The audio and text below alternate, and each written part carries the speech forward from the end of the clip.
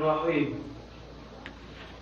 فآمنوا بالله ورسوله والنور الذي أنزلنا والله بما تعملون خبير.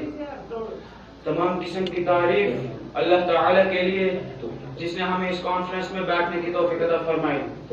اور اس کے بعد آج کا اس کانفرنس میں میری تقریر کا عنوان ہے امت محمد پر نبی صلی اللہ علیہ وسلم کے شرعی حقوق. خاتم الانبیاء، سید القوانین، امام الانبیاء حضرت محمد مصطفیٰ صلی اللہ علیہ وسلم کا مقام و مرتب و فضائل اور بعض خصائص امت مسلمہ کے علاوہ غیروں نے بھی تسلیم کیا ہے. اسلامی شریعت نے ایک دوسرے کے کیا حقوق ہوتے ہیں بالکل واضح کر دیا ہے. ان میں سے ایک یہ ہے کہ نبی صلی اللہ علیہ وسلم کے حقوق ان کی امت پر کیا ہے. ہر ایک کی قرآن و حدیث کی روشنی میں واضح کرنے کی کوشش کروں گا. امید ہے کہ سامعین کے لیے مفید ہوں گے. آپ صلی اللہ علیہ وسلم کی عبدیت اور رسالت کا اقرار کرنا. آپ صلی اللہ علیہ وسلم کی امت محمدیہ پر سب سے پہلا حق یہ تھا کہ وہ آپ صلی اللہ علیہ وسلم کو اللہ کے بندے اور آخری رسول تسلیم کرے.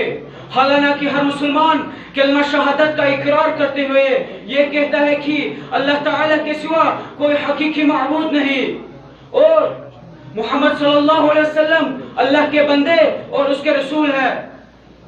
اللہ تعالیٰ نے ارشاد فرمایا فآمنوا باللہ ورسولہ والنور الذی انزلنا واللہ بما تعملون خبیر. یعنی تم اللہ اور اس کے رسول پر ایمان لاؤ اور اس نور قرآن مجید پر بھی جو ہم نے تم پر نازل کیا ہے اور جو تم کرتے ہو اللہ اس سے باخبر ہو. اس عبدیت اور رسالت کے اقرار کے تعلق سے آپ صلی اللہ علیہ وسلم نے فرمایا جس کے راوی حضرت ابو امامہ باہلی رضی اللہ عنہ ہیں بیان کرتے ہیں کہ رسول اللہ صلی اللہ علیہ وسلم نے ارشاد فرمایا توبہ لمن لم رآنی وآمن بی وتوبہ 7 مرات لمن لم یرانی وآمن بی. یعنی خوشخبری تو اس شخص کے لیے ہے جس نے مجھے دیکھا اور مجھ پر ایمان لایا اور اس سے زیادہ 7 گنا خوشخبری تو اس شخص کے لیے ہے جس نے مجھے نہیں دیکھا اور مجھ پر ایمان لایا. اس حدیث سے ہمیں یہ معلوم ہوتا ہے کہ رسول اللہ صلی اللہ علیہ وسلم نے فرمایا جس نے مجھے دیکھا اور مجھ پر خوشخبری تو اس شخص کے لیے ہے جس نے مجھے دیکھا اور مجھ پر ایمان لایا اور اس سے زیادہ 7 گنا خوشخبری تو اس شخص کے لیے ہے جس نے مجھے نہیں دیکھا اور پھر بھی مجھ پر ایمان لایا. رسول اللہ صلی اللہ علیہ وسلم سے محبت کرنا رسول اللہ صلی اللہ علیہ وسلم کی امت محمدیہ پر دوسرا حق یہ تھا کہ اللہ تعالیٰ کے بعد سب سے زیادہ محبت آپ سے کی جائے اور محبت کا معیار ایسا ہو کہ اللہ تعالیٰ کے مخلوق میں کسی دوسرے سے ایسا نہ ہو. اللہ تعالیٰ نے ارشاد فرمایا قُلْ إِن كُنتُمْ تُحِبُّونَ اللَّهَ فَاتَّبِعُونِي. آپ کہہ دیجئے اگر تم اللہ سے محبت رکھتے ہو تو میری تابعداری کرو.